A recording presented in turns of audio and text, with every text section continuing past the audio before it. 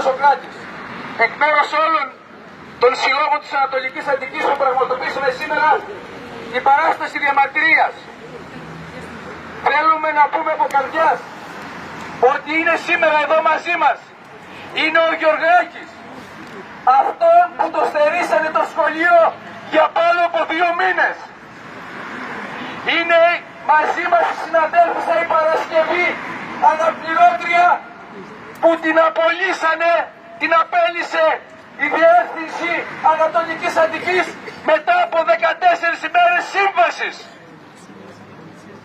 Είναι μαζί μας σήμερα εδώ όλοι οι μαζικοί φορείς του Μενιδίου που εκφράζουν τη συμπαράσταση απέναντι στους διωγόμενους εκπαιδευτικούς απέναντι στη Σοφία.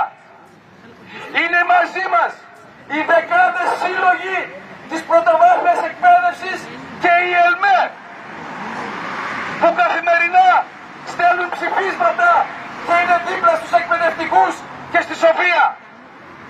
Θέλουμε να στείλουμε και σήμερα ένα μήνυμα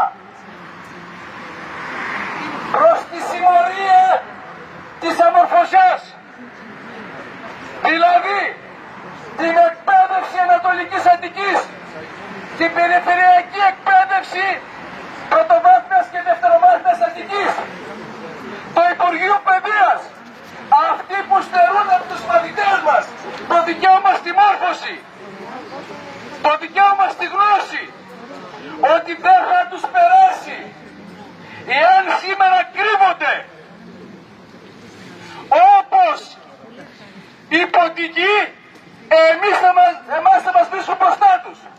Θα είμαστε καθημερινά στο μετερίζητο αγώνα, δίπλα αλληλέγγυοι σε όλους τους εκπαιδευτικούς που διώκονται.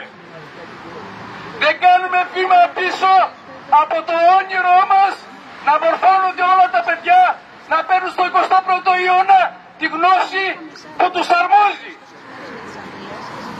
Δεν σταματάμε. Αύριο, συνάδελφοι, η μέρα πανελλαδικής δράσης που έχει κηρύξει εδώ και δεκάδες ΕΠΗ και ΕΛΜΕ, αύριο στο Υπουργείο Παιδείας με τα ίδια αιτήματα ενάντια στους αγωνιστές που τους διώκονται, θα είμαστε εκεί να τους υπερασπιστούμε μαζικά, ενωτικά, αγωνιστικά, 1:30 στο Υπουργείο Παιδείας. Τώρα, συνάδελφοι, θα πάμε στο γραφείο να παραδώσουμε τα πάνω από 100 ψηφίσματα συλλόγων, ΕΛΜΕ, μαζικών φορέων, γονιών, εκπαιδευτικών, συλλόγων διδασκόντων, για να δουν ποιοι είναι απέναντί τους, με ποιος τα βάλανε. Εάν νομίζουν ότι η τρομοκρατία θα περάσει, είναι γελασμένοι. Όλοι τώρα μαζί, συνάδελφοι, να παραδώσουμε τα ψηφίσματα.